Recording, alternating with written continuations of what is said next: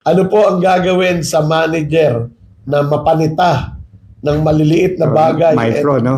never pinakikinggan yung other side?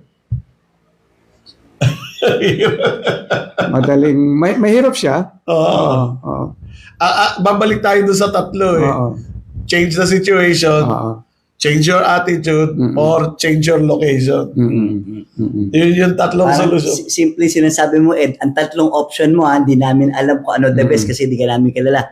Umalis ka kung talagang toxic, or magpalipat ka ng ibang department, or kung gusto mo dyan, change your mindset. No? Tanungin mo, ano ba yung mga maliliit na bagay na di huwag natin gawin, di ba? Para talagang hindi tayo masita. Saka yung other side, di ba? A lot of times, ang style natin ng communication ay, yun nga, yung kung ano yung gusto nating i-suggest, sinasuggest na natin na hindi maayos. Pero kung ma-establish po yung common ground muna na makakatulong sa kanya yon at ma-realize niyang makakatulong sa kanya, may chance. Di ba? Hindi madali, pero may chance.